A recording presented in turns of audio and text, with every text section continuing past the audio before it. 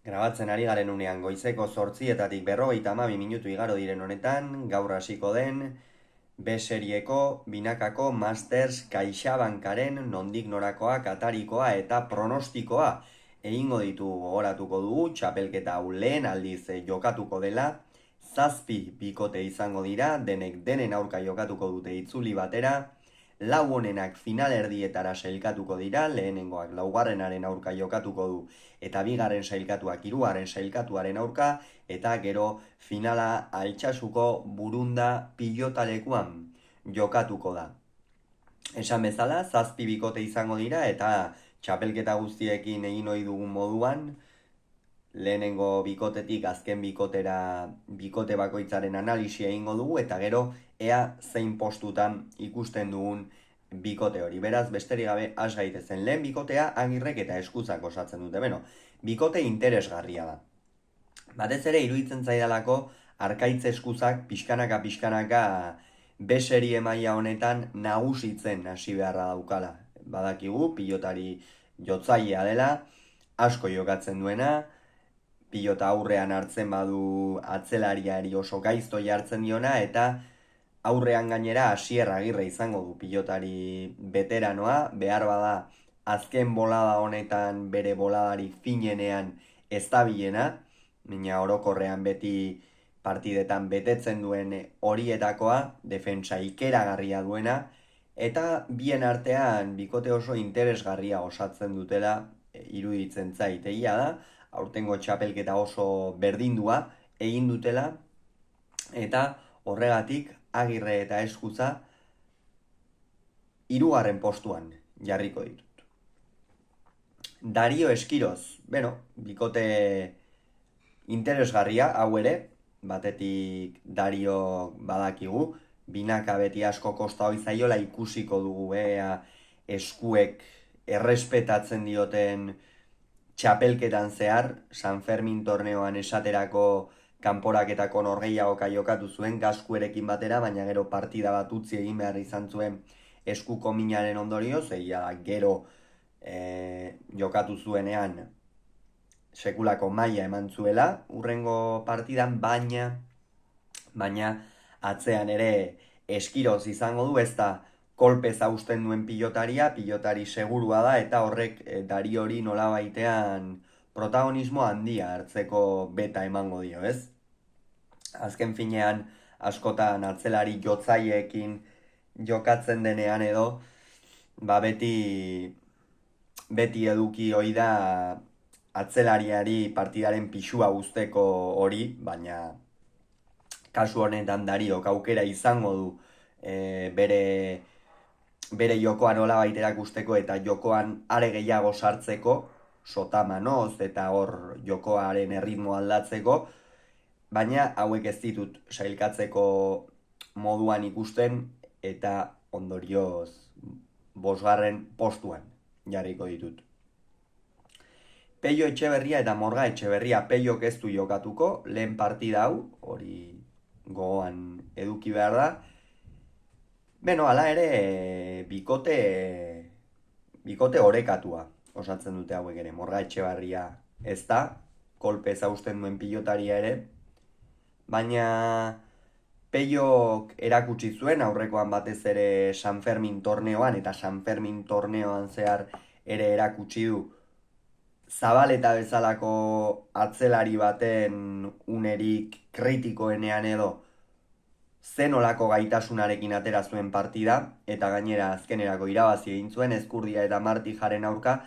Antzeko zerbait gertatu zen finalean Peña eta Mari Ezkurrenaren aurka, eta gainera Peio Etxeberriak gero Peña Gabirondo bikotea eta zere hitz egingo du, baina Peio Etxeberriak nolabaitean badauka, ez? B serie mailan jarri dute, eta Erik Jakak San Fermin torneoan egin duen bezala, lehen mailako pilotaria dela demostratu irabazi, eta nola irabazi duen gainera, Peio Etxeberriak eta Peñak ere nolabaitean rol hori izango dute. Ez da rolek errazena, 7 partidetan maila handia eman beharra baitago, baina ea nola moldatzen diren. Nik Peio Etxeberria eta Morga Etxeberria 2. postuan jarriko ditut.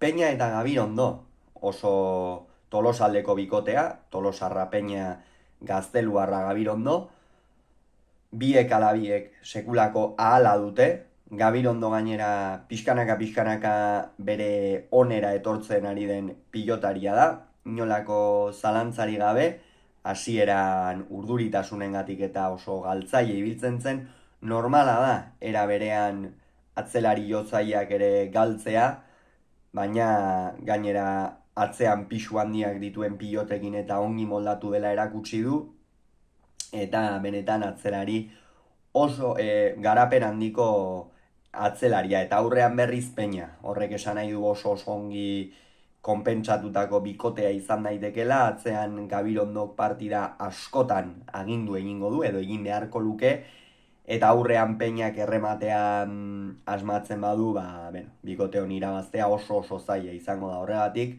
hauek lehen postuan ipiniko ditut. Senar Tolosa, Xabi Tolosa ikusiko dugu, ea zer moduz ekiten dion txapelketari, gaur ekingo diote eurek, Senarrek eta Tolosak. Beñat Senarrek berriz, ikusiko dugu, ea aurrera pauso hori ematen duen, lauterdian B-serie mailan txapelketa oso nahi zuen, lehen B-serie mailan Eskirozekin batera zer esanik ez, finalerako partida bakarrera geratu baitziren, eta orain Xabi Tolosarekin, Xabi Tolosak aspaldian ez du jokatu lehia kutsuko norgehiagokarik, ikusiko dugu horrek erasaten dion edo ez, baina jokatu dituen partidetan sentsazio oso onak utzi ditu, orain gainera San Ferminetan jokatu zuen, Andre Mari Zuriaren torneoan Gasteizen ere jarri dute, Mastersean ere B-seria, beretzako ere noski bere maila berreskuratzeko nolako zalantzari gabe oso osagarri ona izan daiteke Masters hau, baina ez ditut sailkatzeko ikusten eta 6. postuan